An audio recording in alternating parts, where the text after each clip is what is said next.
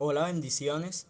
Bueno, vamos a continuar ahora con el nivel 6, el nivel del guerrero del rey, en donde vamos a hablar acerca de los ministerios. El versículo base de todo este nivel lo encontramos en Efesios 4, versículos 11 y 12 que dicen: Y él mismo constituyó a unos apóstoles, a otros profetas, a otros evangelistas, a otros pastores y maestros, a fin de perfeccionar a los santos para la obra del ministerio, para la edificación del cuerpo de Cristo. El origen etimológico de ministerio, ministerium, significa servicio. Y en un ministerio, los ministros o diáconos o servidores, también llamados siervos, son aquellos que obviamente sirven, que asisten a otros y que ayudan.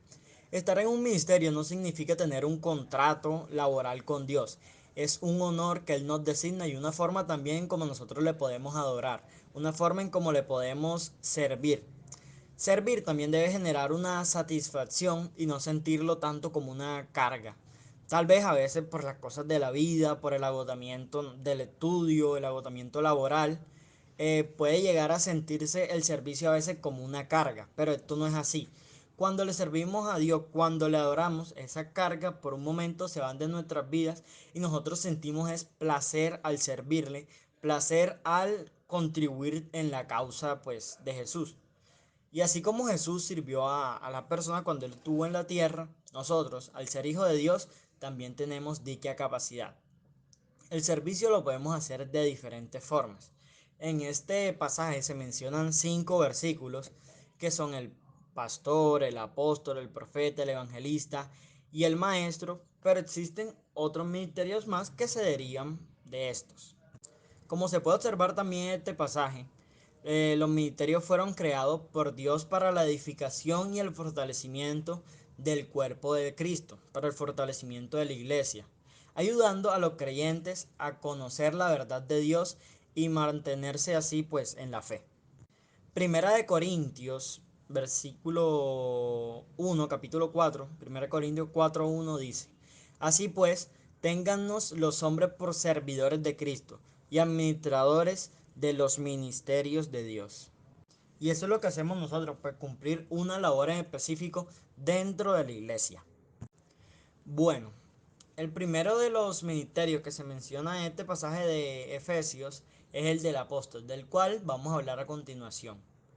Romanos 1, versículo 5 dice: Por medio de Jesucristo recibimos la gracia del apostolado, para que su nombre llevemos a todas las naciones, a obedecer la fe.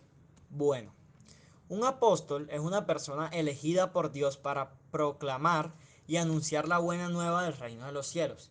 En algunos casos el apóstol se puede confundir o con el misionero o con el pastor, que a fin de cuentas son los que proclaman y anuncian las buenas nuevas. Pero estos ministerios tienen ciertas diferencias. Por ejemplo, el apóstol es el encargado de fundar, establecer y fortalecer las iglesias. Hay apóstoles que son llamados para llegar a un lugar y allí poder establecer una iglesia y quedarse en ella. Otros son llamados a estar durante un tiempo en una iglesia, fortalecerla, luego irse a otra iglesia, fortalecerla, y ese es su ministerio: ir durante un tiempo determinado a una iglesia y fortalecerla. Y otros son enviados alrededor de un territorio, porque no alrededor del mundo, para que puedan predicar y anunciar las buenas nuevas, que es pues el mensaje de salvación. El ejemplo más reconocido en la Biblia es el ejemplo de Pablo, del apóstol Pablo, del cual va a tener como primera actividad de este nivel realizar una pequeña investigación bíblica sobre su labor como apóstol. Esta investigación puede ser de una hoja, de 2 hojas, como tú prefieras, en donde tú vas a hablar acerca de Pablo, lo vas a describir, vas a también hacer referencia a los pasajes bíblicos. Por ejemplo, no sé, en Romanos tal dice que Pablo hizo tal cosa. Aquí se puede ver evidenciado que es apóstol porque, y ahí tú desarrollas la idea. Esa va a ser la primera actividad, pero el resto van a ser similares. Bueno, vamos a continuar ahora con el ministerio del profeta. Segunda de Pedro, capítulo 1, versículo 21 dice: porque nunca la profecía fue traída por voluntad humana, sino que los santos hombres de Dios hablaron siendo inspirados por el Espíritu Santo. Ojo ahí, inspirado por el Espíritu Santo, no fue traído de voluntad humana. El profeta es aquella persona que recibe una revelación de Dios y la transmite a los hombres, la reproduce. No es por su propia voluntad, no es algo que a él se le ocurrió, es algo que es inspirado por el Espíritu Santo. Muchas veces el mensaje que revela el profeta no es del agrado del mismo. Como un ejemplo puede ser Jonás, que no quería llevar ese mensaje. Y otras veces esa palabra no es de agrado para los oyentes, no es de agrado para el pueblo. Pero aún así, él tiene la obligación de transmitirlo. La condición del profeta es un llamado directo de Dios. No es algo que se herede, no es algo que se gane, no es algo que se trabaje. Es algo que el Espíritu Santo te da la inspiración, escuchas el mensaje y tú simplemente lo reproduces. No le añades ni le quitas nada. Simplemente repites aquello que Dios te dijo, bien sea le llevas ese mensaje al pueblo o si es específicamente a una persona. No debemos confundir al profeta con el adivino. El profeta es enviado por Dios, pero el adivino es utilizado por el enemigo para abrir puertas espirituales a quienes van a esos lugares, a quienes acuden a ellos, tomando posesión de sus vidas desde el ámbito espiritual, lo cual en la mayoría de las veces, por no decir que en todos los casos, se ve reflejado también en la parte física. El adivino puede que a veces acierte algunas de sus predicciones, pero esas cosas las va a utilizar el enemigo para atacarte y hacerte caer en opresión demoníaca. Así que con esa parte se debe tener mucho cuidado. El profeta, por otra parte, siempre va a decir la verdad. Va a reproducir lo que Dios le dijo, sea esto de tu agrado o no. También se deben mencionar a los falsos profetas, que simple y sencillamente usan bueno, no tan simple, que es algo grave utilizar el nombre de Dios en vano. Y este mensaje que te va a dar el falso profeta no se va a cumplir. Hay que tener cuidado con esas personas, con los falsos profetas, porque están utilizando el nombre de Dios en vano y en muchas veces lo utilizan para su beneficio. Como segunda actividad vas a realizar un texto sobre un profeta de la Biblia, el que tú prefieres. Entonces vas a hablar sobre su profecía. Entonces vas a mencionar si ya la profecía ya se cumplió, si todavía falta alguna por cumplirse. Un ejemplo puede ser Daniel, donde pues todavía algunas de sus profecías son para el tiempo de ese tiempo de la tribulación. Entonces vas a mencionar sobre quién fue el profeta, un poco sobre su vida y la profecía que Dios le dio, cómo se cumplieron o si todavía no se han cumplido. Continuando ahora con el evangelista, con el ministerio del evangelismo, tenemos Hechos 8, versículo 4, que dice: Así que los creyentes se esparcieron, predicaban la buena noticia de Jesús a donde quiera que iban. Un evangelista es el portador de buenas nuevas, y esas buenas nuevas son el mensaje de salvación que se debe esparcir, que se debe llevar alrededor de todo el mundo. Todos los cristianos debemos evangelizar. A fin de cuentas, esa es la gran comisión: ir y llevar el evangelio a toda criatura. Pero el ministerio de evangelismo no lo tienen todos. Todos debemos evangelizar, pero no todos fuimos hechos evangelistas. Bueno, la función primordial del ministerio del evangelista es predicar el evangelio en el poder del Espíritu Santo, realizando por medio de él, del Espíritu Santo, grandes prodigios como lo pueden ser sanidades y liberaciones, también obras de impacto, las cuales van a llamar la atención de aquellos que no creen, volteando su mirada hacia el Evangelio, volteando su mirada hacia la verdad. Se puede decir que en un principio estos no creyentes creen por las obras, por lo que vieron, por eso ese gran movimiento del Señor.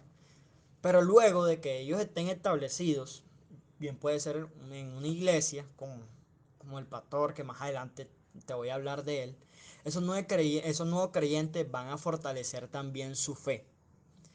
Evangelista puede hacer la evangelización de dos formas: persona a persona, o también llevando el mensaje a un grupo de personas o a una multitud. O individualmente se puede hacer evangelismo o grupalmente.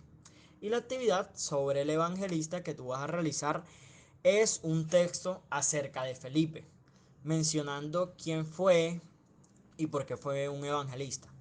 En pantalla estás observando ahora unos versículos de referencia sobre Felipe. Ahí vas a encontrar la guía para que puedas realizar ese texto. Bueno, ya te mencioné al pastor, pero ahora vamos a profundizar en este ministerio. Hechos 20, versículo 28 dice, tengan cuidado de ustedes mismos y de toda la gente que Dios les ha dado.